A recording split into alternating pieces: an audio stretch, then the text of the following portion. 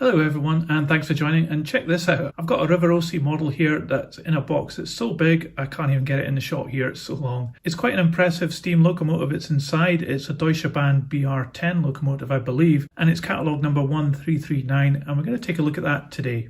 So I bet you couldn't guess that I got this second hand, but you can see that the box has had quite a few bashes in its time. However, I'm hoping that the model inside is going to be still pretty good. I do notice over here though, we've got a bit of a problem. It looks like a piece has fallen off, so we might have to do a bit of a repair. So let's get this out of the box and we'll take a look.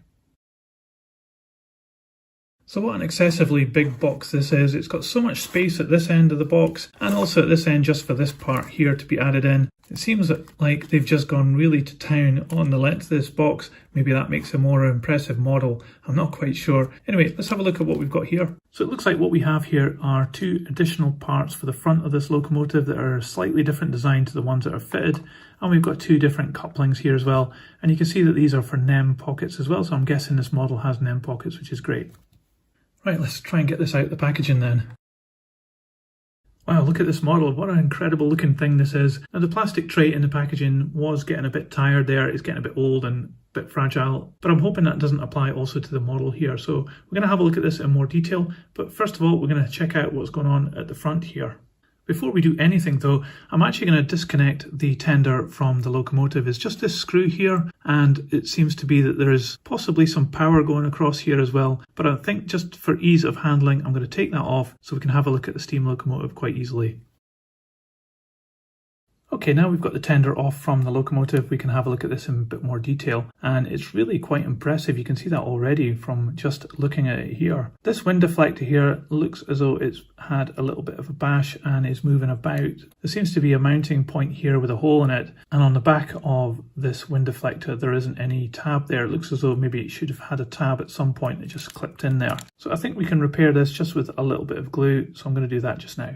So to do this, I'm just going to use some Humbrol poly cement, and as usual, don't apply this to the model. I'm going to put some on this piece of paper and then apply it from there. So I'm going to use a screwdriver to apply some glue from here, just up to the panel here. So I've only put a very small amount on there. Here we go, that should hold it in place now. So I love fixes like that are quite easy. But now we can have a look at the locomotive in detail. So let's start at the front here. We've got this kind of skirt running all the way around the front of the locomotive. It's really quite impressive. It has these holes in it as well, where it looks as though this has got some lights, and the buffers are attached here. They've got white circles on them as well. That's a really nice touch. You don't often see that. And then the buffer beam is painted in red with a black part there for the coupling and some additional details as well. The red has been applied very neatly. There's no fuzziness at the edges there, and you can see the number 10001. At the front of the boiler is a real nice design on the boiler door here. It's almost pointed, almost like a spaceship.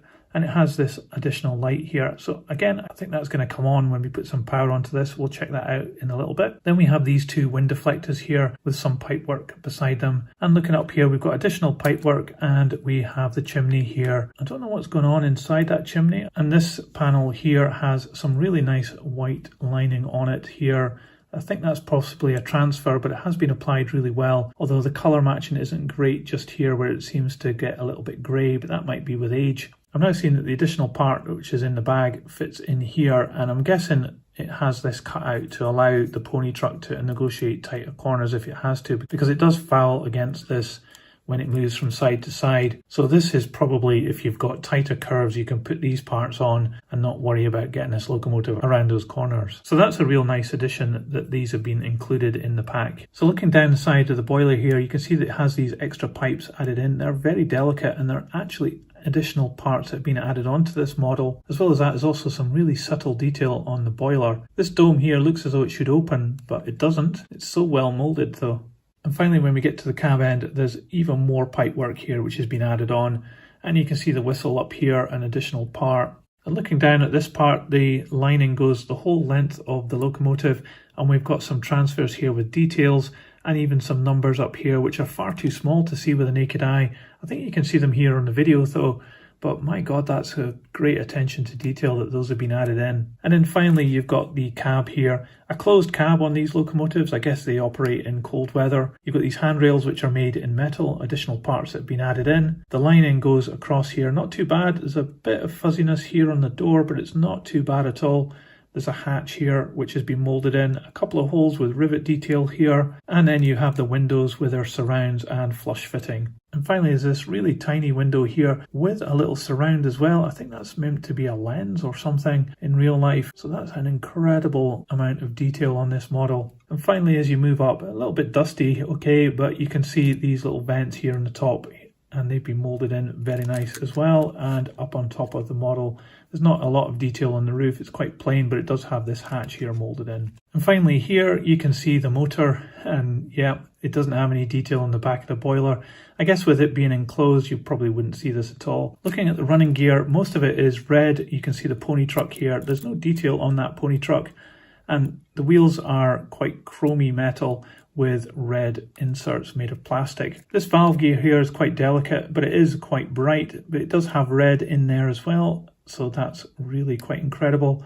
It has this very delicate piece of red plastic here. The brake blocks here are in line with the wheels, which is great. And then further down, you've got another tank, which has been added in here. And the final pony truck with a really quite convincing swing arm there and brake blocks on it as well. So the detail just keeps on coming with this model.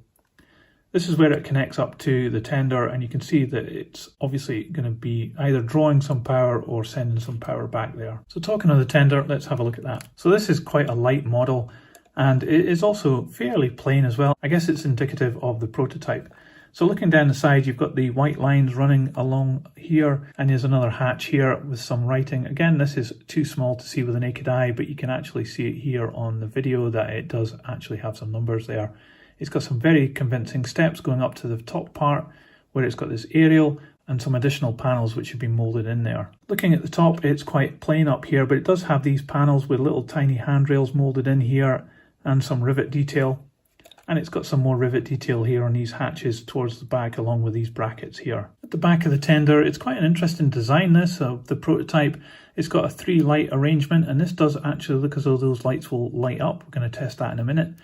And we've got the buffer beam here, and this has got some transfers on it as well with some numbers. Again, too small to see with the naked eye.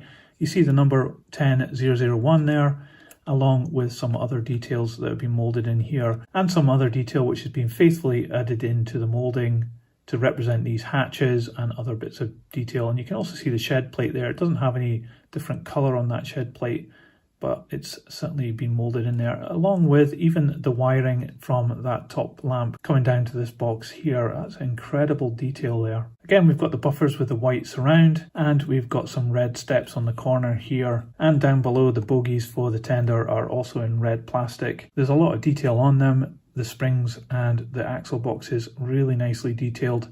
The wheels again are chrome with plastic inserts, and the inserts are red. So I think this tender just transfers power to these lights at the back. I'm actually going to give that a quick go because you can see this pickup here on the wheels. These wheels are quite dirty though, so I think this has had a lot of use. The wheels weren't too bad on the Locomotive though. So let's just put some power on this tender and see if we can get these lights working. So I'm just going to apply some power at the back here and to one of these pickups.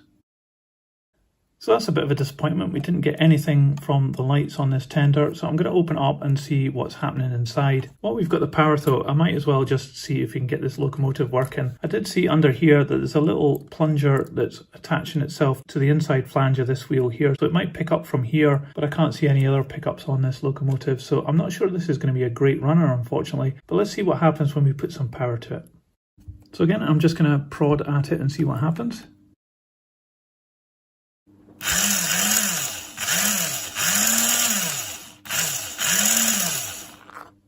Okay, I think I've figured it out now. When I put power onto this part here, which is the pickup from the tender, and one of these wheels, obviously the wheels went round. That makes me think that the power comes from the tender as one of the pickups and comes through here. This one's lights also didn't work, so I'm thinking that possibly it doesn't have lights at all.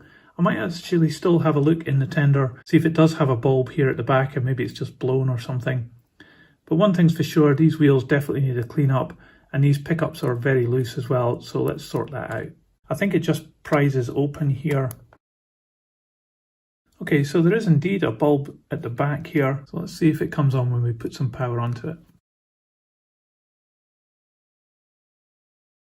So it looks like something is shorting out here, and I think it's because this piece of metal here is inside this trough when I don't think it should be. I think it should actually be behind it here, like that. And then I think this should fit in here. We'll just make sure the resistor doesn't touch. So let's see if we put the bulb back in, what happens. So we've managed to get the light bulb working. I think it was a combination of it shorting out here and also here. This little ring here where the cable attaches was touching onto this part here, which is the rest of the chassis and the pickup from the wheels. This spring here fits over here and pushes these two pieces apart. And I think here on the Locomotive we have an insulator between these two pieces. This is the return for the light bulb and this is the feed for the power. So that's quite an interesting setup. It's obviously sending it into this locomotive, through the motor and then back out here. So let's get this cleaned up. So you can see it's not looking very good for the pickups. They just rest on there. There's not a solid connection between the two. I'm going to have to give these a clean up as well. So for all this, I'm just going to use my track rubber to get rid of the dirt.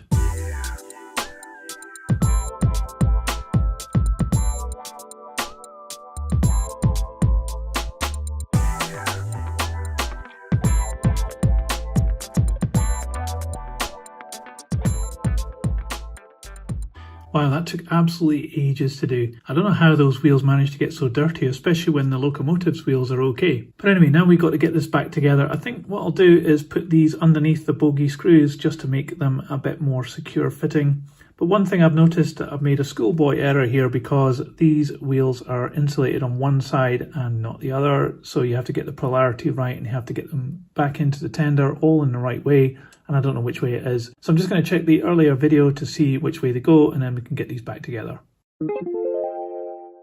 Well, thank God I videoed it because I can now see that the black side of the wheel needs to fit onto this side, the left-hand side of the bogie. And we can start with this one at the back because I think the one at the front can go either way. So I'm going to undo this screw here, take this bogie off the chassis and then put the pickup wiper underneath here and then put it back together and put the wheels in the right way around.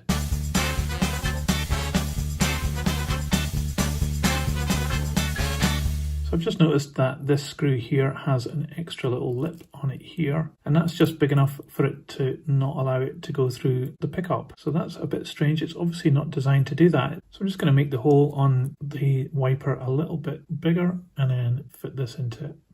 So I just used a small needle file to open up the hole just slightly. I made a little bit of a mess there, but it's not too bad. Anyway, I've got it on the end of the screw now, so we can get this back together.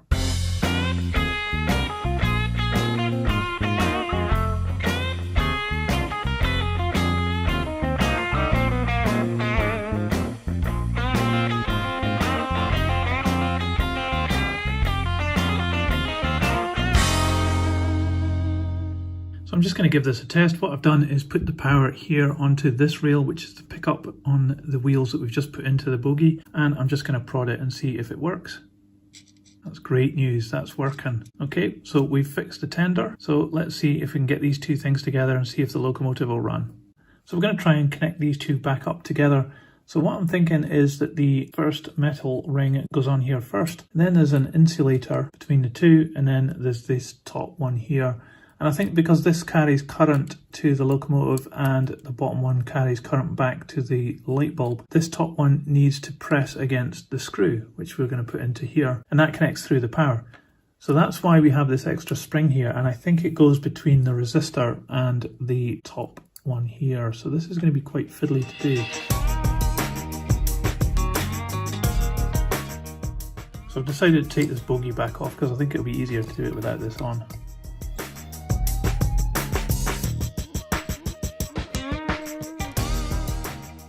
Well, this locomotive is proving to be quite troublesome. Anyway, I've got it back on the test track now. Let's give it some power and see what happens.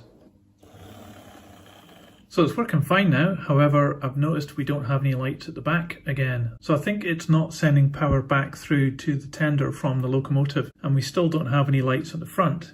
Okay, I've just popped the cover back onto the tender and I've actually figured out why the light in the tender wasn't working. It's actually directional, so when it's going in reverse that light comes on, and I'm assuming when it goes forward the lights on the locomotive should come on, but they're not coming on at the moment. I'm not sure why. I think I'll leave that for a different episode, but I've got it here on the test track. Let's give it some power and we can see it moving as it is.